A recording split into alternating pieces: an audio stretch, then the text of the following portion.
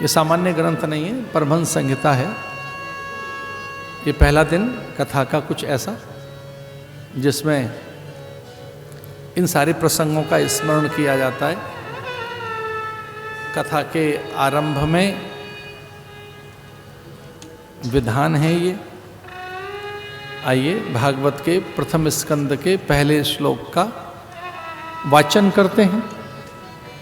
और अभी तो महात्मा में हम थे, अब प्रथम स्कंद में प्रवेश करते हैं, जिससे कि मर्यादा अनुसार कथा के प्रसंगों के साथ न्याय हो सके। जन्मादस्य यतोऽन्वयादतरतश्चार्थे सुविज्ञास्वराट्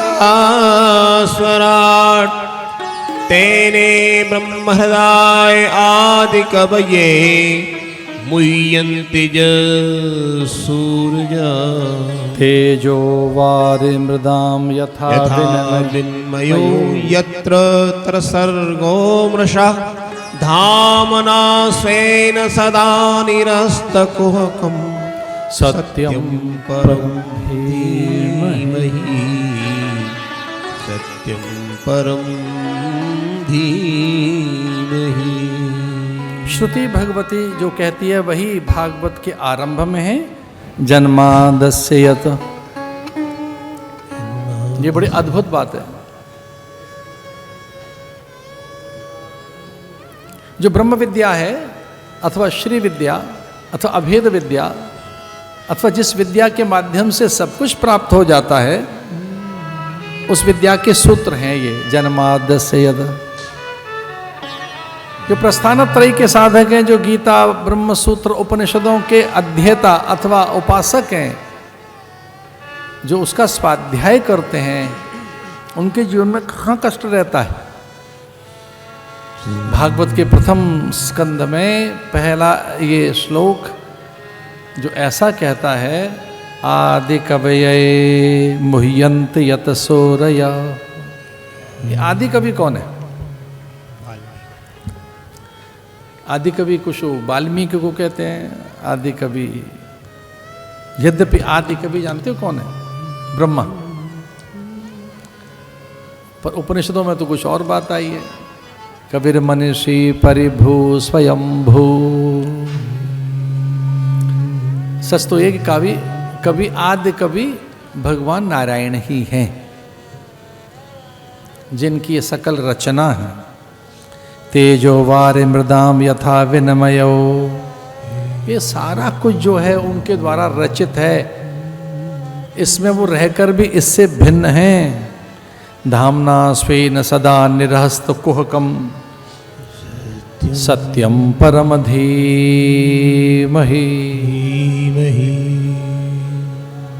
कुछ लोग इसे ब्रह्म गायत्री भी कहते हैं।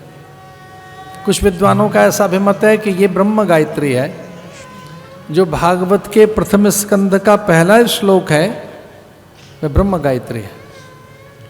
इसका स्मरण मात्र ही, इसके उच्चारण मात्र से, इसके श्रवण मात्र से ही हमारे संपूर्ण पापों का, कलमश का, कषायों का, मल विकारों का, विक्षेप आवरण का, अविद्या अस्मिता राग द्वेष का, अभिनिवेश और अहंकार का शमन होने लगता है। आप भले ही विश्वास न करें, कुछ औषधियां ऐसी हैं जो तत्काल प्रभाव डालती हैं। विज्ञान ने सिद्ध तो कर दिया, साइनाइड नाम के एक द्रव्य से एक छोटी सी पिल, एक छोटी सी टैबलेट किस तरह से नींद ले आती है। 2-4 बूंद किस तरह से नींबू की और दूध को फाड़ देती हैं। तनिक सा मिष्ठान, तनिक सा क्षार, खार, तनिक सा कटु, तिक्त, अम्ल, ये स्वाद की चीजें बताई मैंने आप। कटु है, तिक्त है, अम्लता है, क्षारता है, कषायता है, मिष्टता है, माधुर्यता है, मुग्धता है। थोड़ी थोड़ी चीजें, थोड़ी सी। आप बड़े खिन्न बैठे हैं, म्लान बैठे हैं, दुखी बैठे हैं, अचानक किसी का स्मरण आ जाए, आप प्रसन्न हो जाते हैं। लो भूली दास्ता फिर याद आ गई। अचानक आपको कुछ याद आ जाती है, आप प्रसन्न हो गए। कभी कभी आपका मुख म्लान हो जाता है, किसी को याद करके आप आनंदित हो गए, चहक रहे हैं, और किसी को देखकर आप असहज हो गए, अशांत हो गए। ऐसे ही भगवत स्मृति अद्भुत है।